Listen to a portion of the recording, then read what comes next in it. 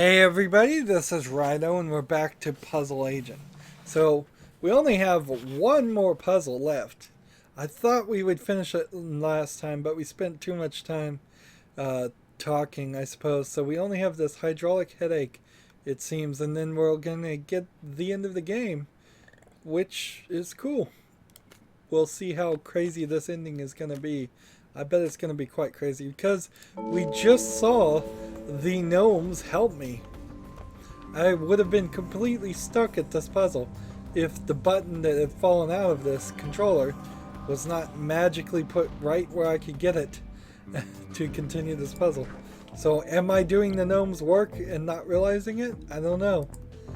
I really don't have a choice though, so I have to go.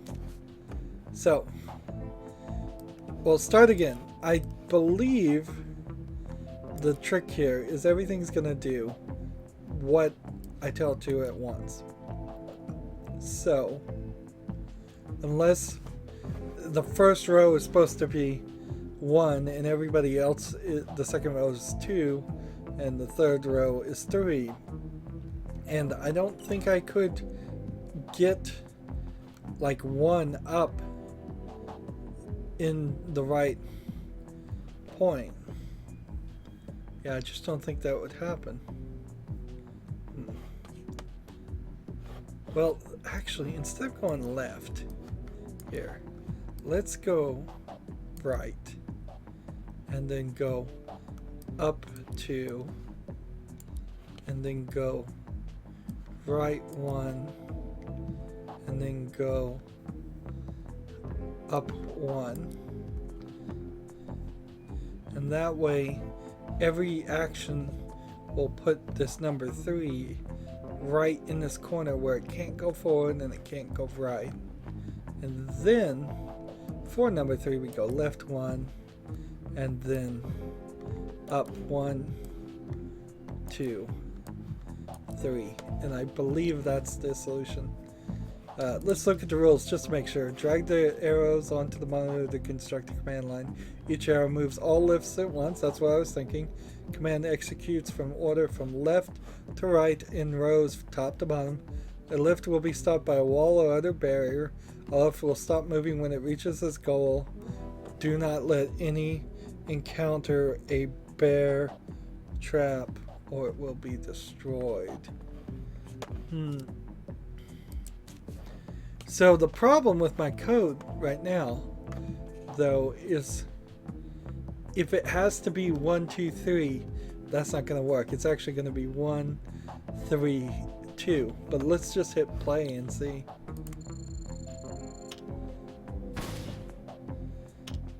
This is probably the most animation we've seen in this game. Man, this feels like it was made by, I don't know, less than one programmer? Could you say that? Less than one animator? So my code looks good to me, but it may not be considered acceptable.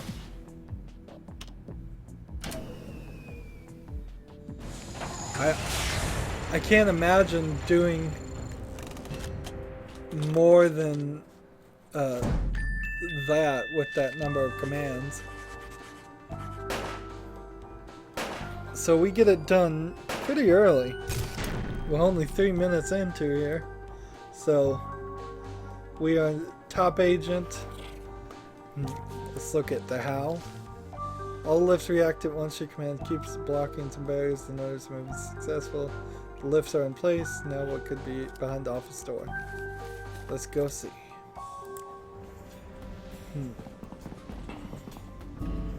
What? That's it.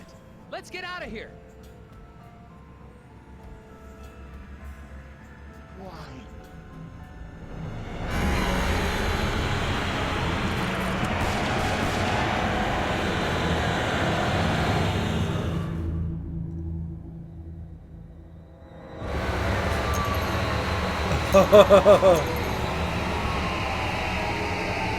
They can catch bullets in their teeth.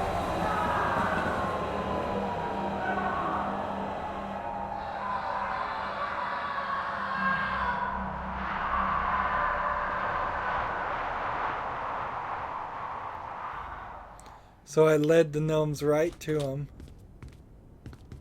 Well done, Agent. Tethers. Heck of a job. You got that factory back open, and the president is pleased as punch. Really? Well, he was never actually aware of the West Wing's eraser shortage.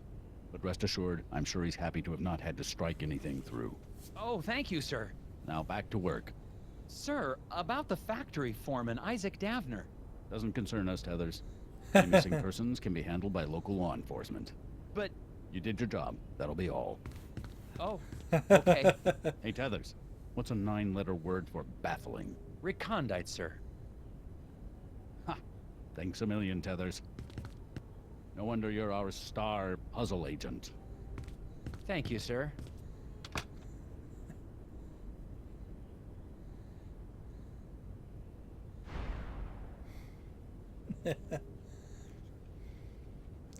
Nelson Tethers, puzzle agent. Based on the Grickle series of books written and illustrated by Graham Annable. Now, I thought this was a totally new concept. I'm surprised about that. So, is there a Grickle, like, is it a comic book series, I wonder? I wish I should have looked all of this up. Now, I did see that the name of the program in an internal dialogue that my recording software sees, it names the window, and it was called Grickle 1, but I figured that was just like the name of the creator mixed together or some gibberish. I didn't realize there was something like that. Wow. There's too many people that have worked on this game for as ugly as it looks. And maybe it's just an animation style, but honestly, I cannot abide this animation style. It looked awful. It was animated on 3 frames per action. A lot of times it's like he puts his arm out 1/3 of the way, half the way, all the way. It looked so bad, and you just can't bring even what could be a comic strip or comic book media or a thing like that and just bring it to video games and animate it the same way. Video games need action and good animation. It doesn't always have to be 3D. It doesn't have to be super realistic or anything, but that was just so bad. They had an intern working on this apparently. So yeah, but I like the puzzles. It's just kind of weird. It's a weird story, definitely. It feels like fans of Fargo and fans of Twin Peaks would probably love that story. Although I think the ending needed a little bit more wrap up on it. It seemed like just too rushed. A lot of the characters could have done with more characterization, a lot more conversation, a lot more dialogue. Since it's just all puzzles, I'm surprised this game is actually made with the Telltale tool, because it's doing a lot of puzzles that you don't ever see. I have played a significant portion of Telltale games. Did the audio just mess up? Or was it supposed to do that? I don't know. But I've played a significant number of Telltale games, and I've never seen puzzles like this in games. Yes you. Thanks. Alright. Which, that's the weirdest thing here. This came out right after Sam & Max Season 3, 2010. So why in 2016, when they release a new game, don't they take a couple of these concepts and throw a puzzle into some of their games? I haven't played Minecraft Story Mode, so maybe they do that. Puzzle free play. Interesting. So we've now unlocked that. And what does that mean? New employee error. So if I come over here and I think I remember this as this one. If I submit this, will I get all of it right?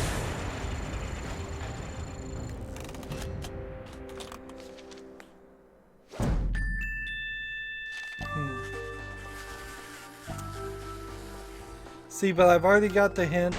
I've already got this. So acceptable is as high as I'm ever going to get. So you're stuck, sadly, with this as your thing. If you wanted hints, use 0. If you wanted everything at 10 with all the little badges that don't seem to mean anything, I mean, that's totally missing in this game. It's like these badges should either give you gum pieces or just do something. They should change your ending, which I seriously doubt they change your ending. You have 17 conversations here, and well, 16 of them, and nothing really happens there. So I'm glad they throw the puzzle free play in here, but it's totally ridiculous, and there's nothing else you can do here. You click here, and we can go to the main menu, and that's it. So if I wanted to make a new game, I don't even see how you do that. Like load game, you'd have to start completely from scratch if you'd want to do that.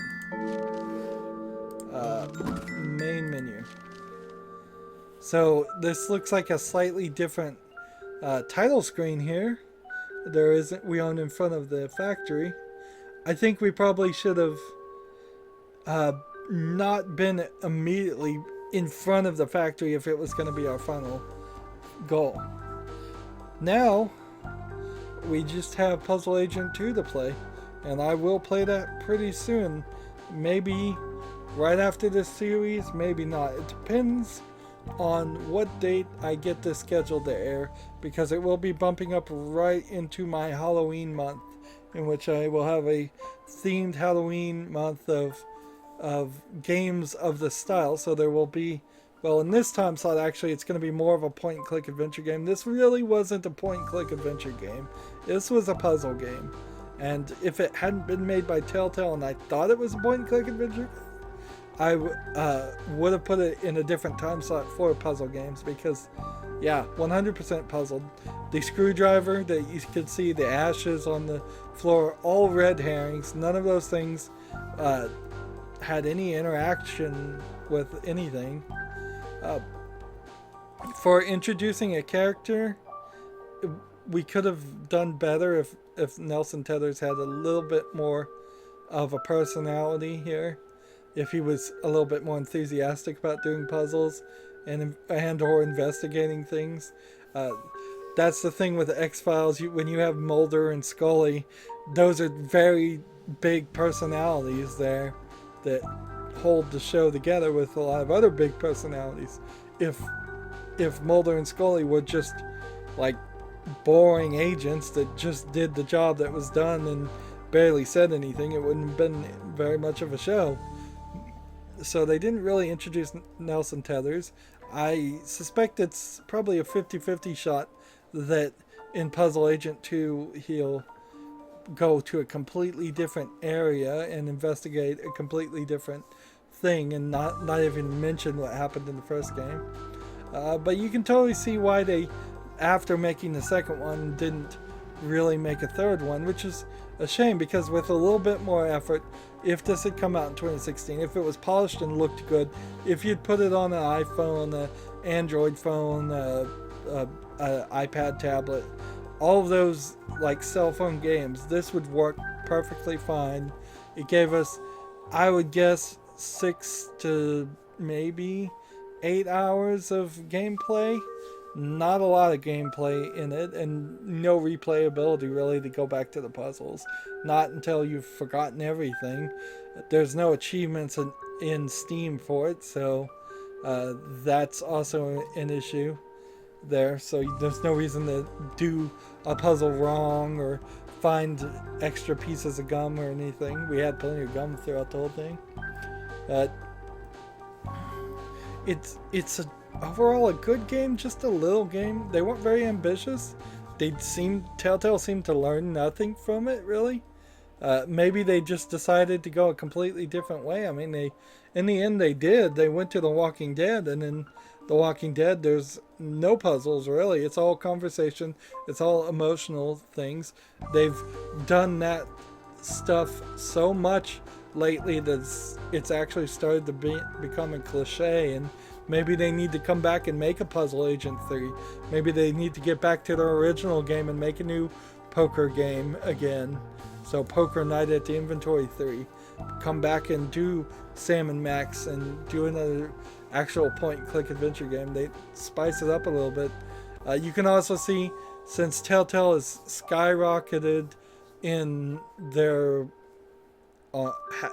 scope, they're covering games like Game of Thrones, Borderlands, Minecraft, something like this. They probably wouldn't even spend the effort on. It's too small fry for them now, and that's kind of a problem, I would say, in any game industry, any game creation company, is that once you get big, once you have that Halo game, once you have that Gears of War game, can you let some small team have their side project? Can you learn something new? Can you take what's learned from those new things and integrate them into your big project to make your big project better? Can you just afford to have the small project and sell that also? And I don't think Telltale can. Instead, they go a different direction, and they just put more and more teams on doing more and more big projects, and to the point where they've released 3 like huge Telltale games in the past year and a half, I would say. It's just very, very ambitious projects that probably would have done better if they had been spaced out a year apart and had more time. Telltale's episodic release schedule is really bad now. This doesn't feel bad. There is no indication that there even was going to be a second one. In fact, they changed the name. The first game is called Nelson Tethers Puzzle Agent. The second game is called Puzzle Agent 2. So then they had to retroactively change the name just to Puzzle Agent, so they line up alphabetically. But now Telltale Games, it's like episode 1 of Minecraft Story Mode comes out this month. Episode 2 comes out in 2 months later. And episode 3, episode 4, episode 5. Particularly in Minecraft Story Mode, they go, oh, this is selling well, let's add an episode 6. They just throw in more DLC, basically, just to get more money. And it's like, and why not just give a finished product like every other video game creating? I'm talking more about Telltale here more than this game, because there really isn't too much to say about this game. You've seen the puzzles, you've seen the story. There's not a huge pull why think many people would want to come play this. You could certainly play it yourself and not have as many errors and not have as many hints used, but that's about it. Nothing's really going to change it. Seems like you couldn't miss conversations. You couldn't really miss any puzzles. Maybe a few puzzles. There was, I'd say, maybe 4 or 5 that you could have totally missed, but I was thorough enough to get them all, it seems like. The final puzzle with all the gears was not super big, and it didn't really integrate all the puzzles previously. It just took one of the 5 or 6 different styles of puzzles and used that, and that's kind of a shame. So then you kind of have to think, was the final puzzle all of the last few ones? So the one getting across the catwalk with the programming, the one getting across the catwalk with the tracing a path, the one getting across the catwalk with fitting things together. Well, then that gets about 3 of the puzzles integrated, but not all of them. There was no riddle puzzle at the end. There was 1 riddle puzzle in the entire game, and it seemed a little strange. And then there was 1 logic puzzle that we had about the arm wrestling very early on in the game, and then that style of puzzle never came back. Having only about 35 puzzles in the game is a real limiting factor. Compare that to a game like The Witness. The witness puzzles start off really easy, get kind of complicated at the end, but there's like 500 plus of them in the game.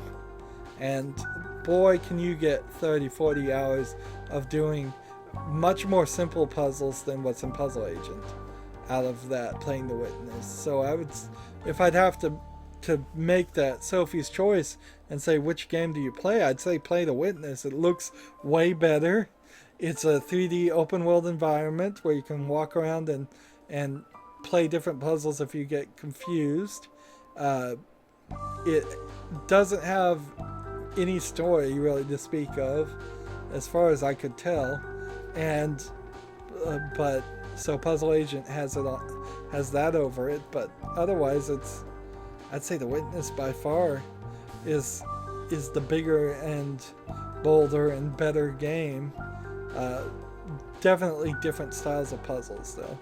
I wish there was a game like The Witness that had these styles of puzzles in them. Even if there was just a game on Steam I could find that would just do jigsaw puzzles and do a significant amount of them and mix that with a few other things like riddles and things. It's kind of hard to find riddles, and riddles vary wildly. Sometimes riddles are really simple, sometimes they're super difficult. It's hard to get a good set of them. And Steam games and games in general are mostly shooters, and so anytime I can find something different, I'm always happy for that. Anywho, that's Puzzle Agent. Pretty good. It looks ugly. I don't like the art style. It ended kind of on a flop ending. I figured he would fail in some way, but I was kind of hoping for the Space 2001 A Space Odyssey type ending, or just something really weird like that. If the whole thing had been a dream, that would have been cool too. We started at a dream. That would have been a genius move, actually, because he had this dream and was given a hint that he was going to Scoggins at the beginning. If the whole thing turned out to be a dream, and then the phone rang, and then it went to credits, I mean, that would be a great time. Although you'd almost have to have a flashback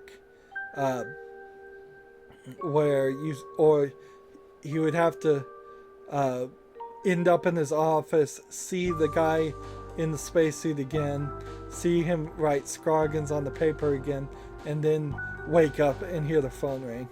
And like it's an endless cycle or something. That would be the right way to end the story. Just having it where I accidentally helped the gnomes, which was sort of obvious that we were doing something the gnomes wanted when they actually helped us. We really didn't also get a resolution.